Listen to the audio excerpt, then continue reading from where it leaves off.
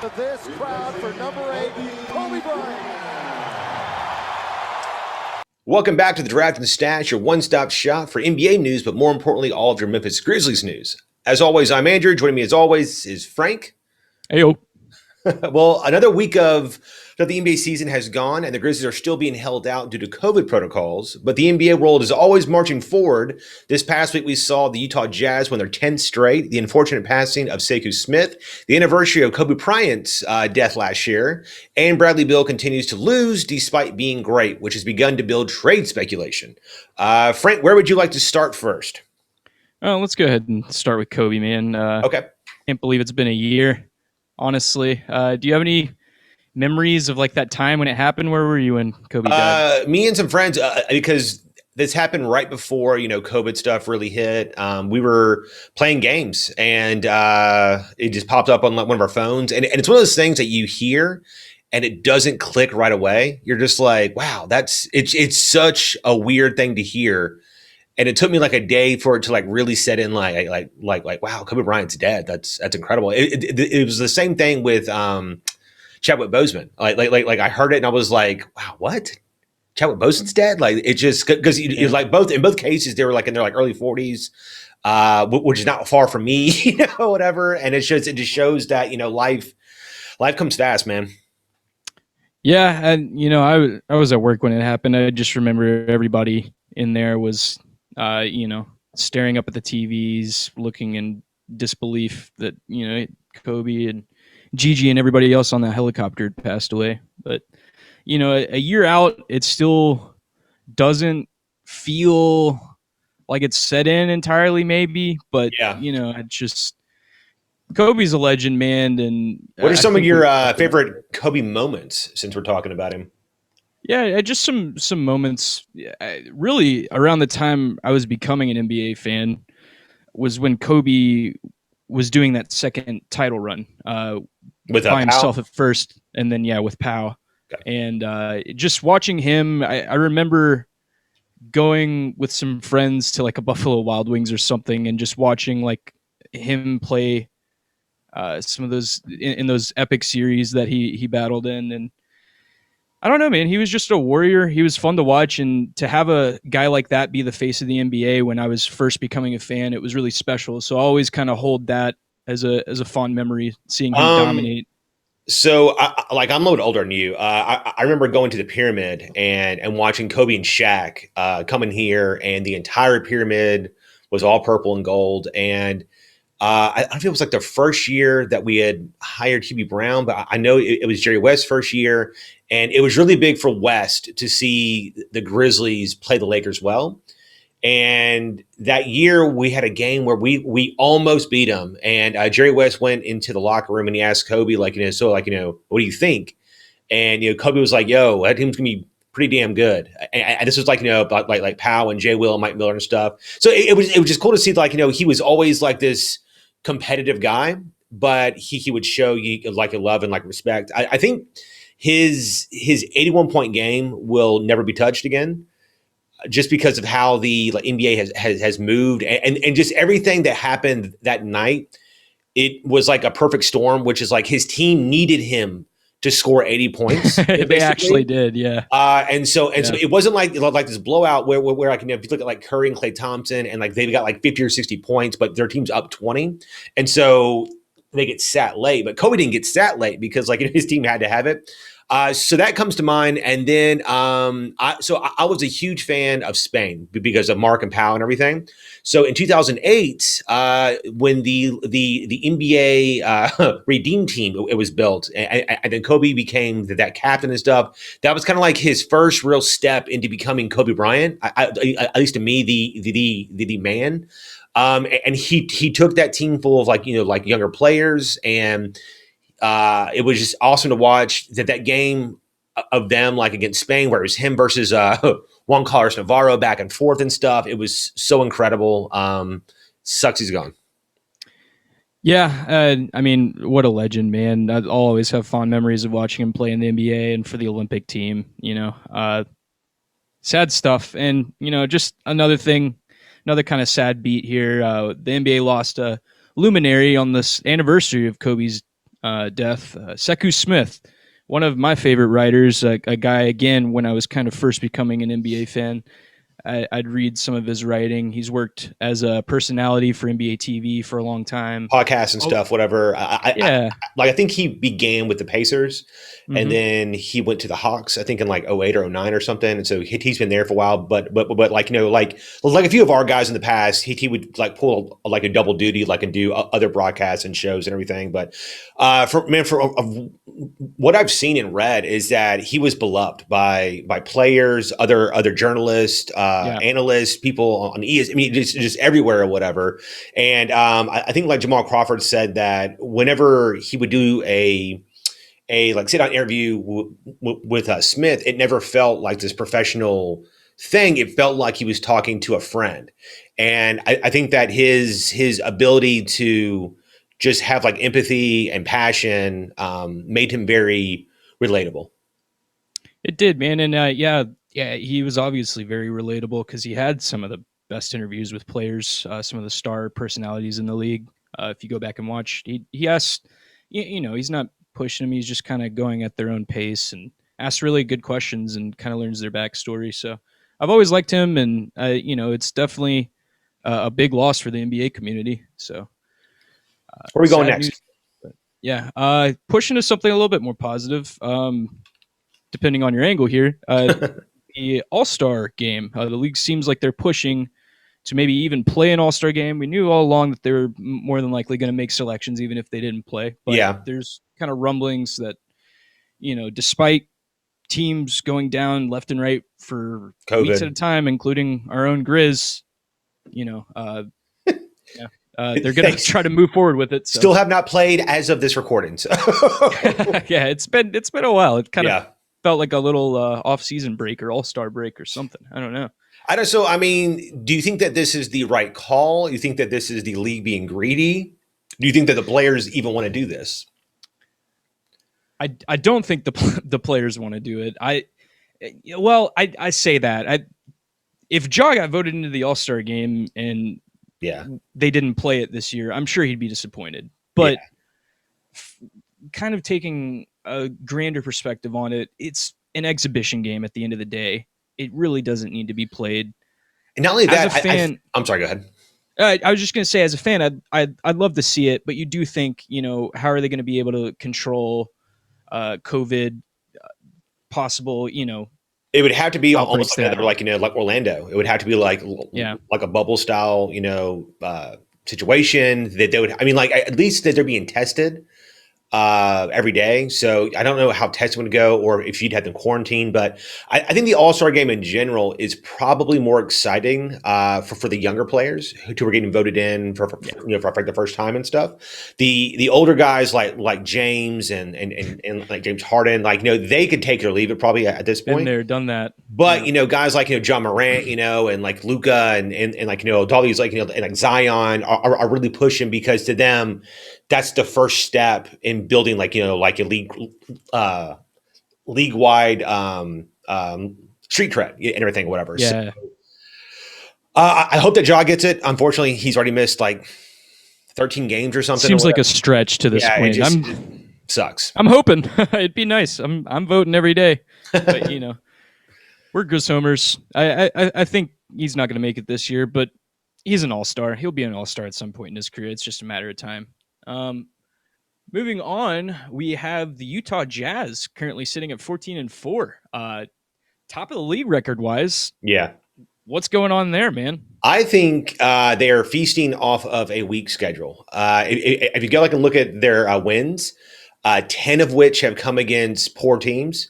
4 of their wins are actually pretty strong. It's like the Bucks and a few others, but they're just beating up on teams that they're just not that good. I mean, like and then their schedule going into February, there's like two games that are tough, and then like 6 games in a row that are just like teams at 500 or like below 500. And that's not to say that the Jazz are not good. I just think that sometimes the NBA can give you like a really good schedule and things perfectly like a line for you. And so far, it looks as if the Jazz are really, really going to get like a great head start here. But I I just don't buy them at all. I mean, like Conley, thankfully, looks like himself again.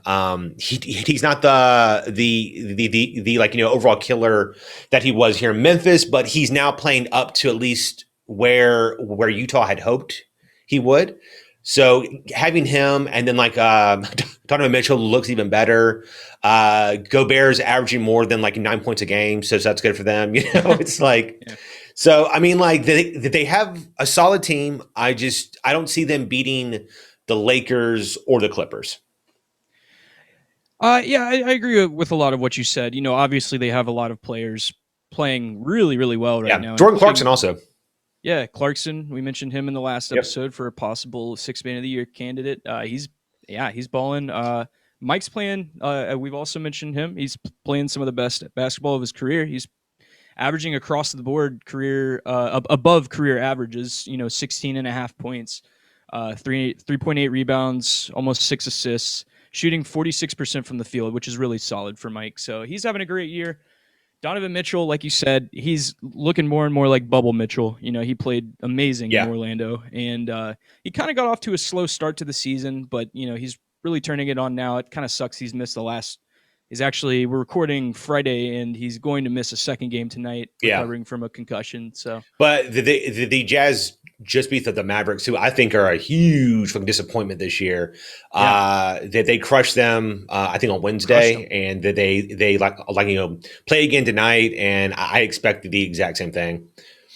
But going from the top of the top with the Jazz, let's go to the bottom of the lows of the Washington Wizards and talk a little fun here. Let's get into some trade speculation. So Bradley Beal is averaging 1,000 points a game, and his team is, I think, 3-11 as of this recording, putting them at the very bottom of the league. Yeah, cue the video of him brooding on the sideline. Oh my God! Please. Yeah. Don't toss it in there for everybody to check out. So after he was on, he scored 46 or something. His team lost by 10 still. It's unfortunate because his team went into the whole COVID protocols as well. So they don't have a lot of their normal pieces. So David Bertans is not there, Mo Wagner, and a few other guys. So there's a lot of these random fringe bench dudes, and they're not as deep as the Grizzlies. So they're getting beaten up, and everything. And it's not like Bradley Beal's stats are not fluff stats. Like his shooting efficiencies are still off the chart, while still averaging 5 assists a game, 5 rebounds a game. He's hitting 5 or 6 threes a game. It's incredible. So everybody's now being okay, well, it's time to free Bradley Beal. So there's a lot of fan bases that are very delusional and thinking that they could just go get Bradley Beal. I'm going to call a few of those out, namely the Warriors, the Clippers, the Lakers, and the Heat. Everybody continues to say, oh man, the Heat need to trade, Tyler Hero for It's okay, first of all, I don't know why Tyler Hero is so overhyped. It's probably because he's white, but that man gets so much love for being such a just okay dude. And it's not hating on him. I think he just needs to get back in his lane to being a rotation dude because he's not a star. But even so, the Heat would have to trade Duncan, Tyler, Precious, and probably Iguodala to get the contracts up there. Then they have no picks. Take Tyler and Duncan, yeah. That's what I'm saying, right? So, but the problem is that the Heat can't trade a pick until 2025. So that's off the table. I don't think that the Wizards want a 35-year-old Andre Iguodala, and they probably don't want to pay Duncan Robinson $18 million next year either. So really, you're giving up arguably the best shooting guard right now for Tyler Hero. So to me, that's not going to happen. The Warriors had the pick from the Timberwolves, which is top 3 protected, but they have nothing else. So they could trade James Wiseman, but they can't take back on that they're so far over the cap. It's insane. So they would have to give up James Wiseman plus 10 other guys. So basically what I'm saying is all these teams would have to gut themselves. And that's not going to happen. So, which has led me to look at 3 teams where I think Bradley Beal could end up, with the Grizzlies on here because, why not? So we'll start with the first 2 that are not actually us, and that is the Chicago Bulls. I think that the Bulls could put together a trade package surrounding something like Zach LaVine, Wendell Carter, Lauri Markkanen, and a few picks. And I think that might entice them because they get less money, they get younger, they get extra picks. Zach LaVine is a marketable star. He can give you 20 to 30 every single night, highlight dunks. I think that gives them a clear direction. I don't know. And then for the Bulls, this allows them to get off of Zach LaVine, who they haven't really been that high on in general. Carter has been a little injury prone, and Lauri Markkanen is so inconsistent. I think that he's more annoying for them in general. Bradley Beal allows them to finally have another huge superstar person since Rose, and he could come in there immediately and just kill it for them. My second is the Denver Nuggets. I think that they could have a package surrounded around Gary Harris, Will Barton, and Michael Porter Jr., and then draft picks. I know that Harris is not a huge favorite right now, but he still plays defense. He's still a solid role player. Barton has a lot of versatility, but the real piece here is Porter Jr. I think that a lot of people think he could take that next step and become this very multifaceted star. And then Beal obviously puts the Nuggets over the top. I mean, having Jokic, Beal, and Murray together would be a real trio in the West. And then finally the Grizzlies. My deal for the Grizzlies would be Dylan Brooks, Brendan Clark, Grayson Allen, and Gorgie Jang, plus the Jazz pick, the Warriors pick, and then our pick next year, top 15 protected. And then we would get Bradley Beal and Mo Wagner. I think that this allows the Wizards to have a path again of having for one, depth actually or whatever. They get a solid starter in Brooks who could come in there and immediately average 18 points a game for them. They get Brendan Clark to then team back up with Rui Hachimura. He's also an obvious quality starter player. You get Allen as fireball off the bench for you, and then Jang is an expiring contract of almost $18 million. Plus, he could come in there immediately, be a really good backup big for them, and then it also gives them actual draft picks that they can use going forward. Bill obviously coming in would be exactly what we've been searching for the last 20 years, which is a real outside all-star. Pairing him next to John Morant, I think the sky's the limit between him, Ja, and Jaren together. I think Bill's still 27 years old, which means that he's about to go into his prime. His contract has one more year on it at about $35 million, and then it's a player option. But we're also in line to be one of the only teams next year to be able to take on a very massive contract. I think we're going to have only $84 million on the books, which gives us almost $39 million in cap space next year. So it allows us to actually take him on, plus keep Desmond Bane, DeAnthony Melton, Tyus Jones, Kyle Anderson still, keep, Tillman. So I think Tillman's emergence makes Clark more expendable. I'm not saying that Tillman is better than Clark. I'm saying that Tillman can be that really good consummate power forward off the bench who can give time for Jaren and stuff. Do any of these trades sound intriguing to you? Well, there's a couple of destinations I think he could end up. The Pelicans have Lonzo. Rumors he's on his way out of there. They have some assets as well. I just don't know if they're gonna. They don't have enough though in terms of players. They have picks for sure, but Lonzo plus Alexander Walker and Jackson Hayes or something. They aren't going to trade you Brandon Ingram and not going to trade you Zion. So you're really getting Lonzo, who hasn't proven that he's an actual star in this league. He looks more like an okay starter, but he's never going to take that step to being the alpha, and everything. I think if there was a package with them, it would be Lonzo and JJ Redick in a pick. But which is probably not enough. I think another one, the Mavericks. I think they have enough to offer. They have what do you think? Junior, Dwight Powell maybe, and some picks. I think that could get him. Yeah, it just. That's what I'm saying. It's all these are not very exciting. It's you'd want them to trade him for you could trade him for Paul George or something. But I don't see anybody trading player for player value of up to Bill. It's just not going to happen because Bill's he's so damn good right now. So if the Wizards move him, I think it has to be for a package that's saying, okay, we're actually rebuilding and not trying to just be like this, like whatever team. I mean, like at one point, John Wall and Beal together was this very exciting thing, and now it's like, I don't know. It's all falling apart. Feels like they never really gave that duo an honest shot. It's true, yeah. It's just crazy because they at one point it was John Wall, Otto Porter, Kelly Oubre, Bradley Beal, and I don't know if JaVale McGee was there during those players. I don't think so, but and then they overpaid Otto Porter and then had to like trade him away, and then they weren't going to pay Oubre and they traded him away, and they just that GM has been terrible. Them hiring Scott Brooks has been a huge fucking fiasco. I mean, it's just been it's been awful. So I don't know. If I was the Grizzlies, I would try to get involved here. Do you think it's worth us giving away Brandon Clark and other pieces? I love Brandon. I think he's got a future with the Griz, but if you've got a shot at Bradley Beal and they want to take that package of Dylan and Brandon, you got to pull the trigger. You know what it is? I think it's because when the Grizzlies were very, in like the first like 5 or 6 years, that was around the time that I believe that the Raptors traded Vince Carter.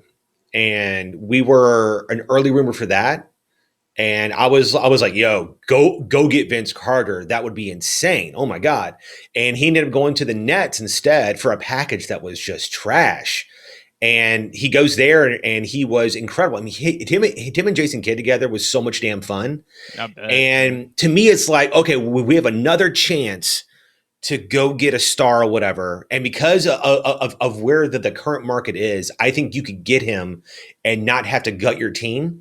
It's just something that I would definitely push for and at least say, you know, we tried. I think his agent here recently had said that like Bill wants to make it work, but back in 2019, there is like a trade thing in his contract where he can kind of pick his team almost whatever. And so like, it's like a trade comes up, he can say like a yay or nay kind of or whatever. So it's not necessarily a trade clause, but it allows him more free will in terms of choosing where he might go. Yeah. Yeah. You know, John Jaren are an exciting duo. I think Beal would want to play here. One more day, man. One more day. Finally coming back, baby. All right, guys. Thank you so much for joining us to get your NBA and Grizzlies fix. We at the Draft and Stash are never postponed. So make sure you stay up to date. Be sure to hit that subscribe button. Come back next week as we will finally have actual games to talk about again. Until next time, let's go Griz. Go Griz. Later, guys. Later, guys.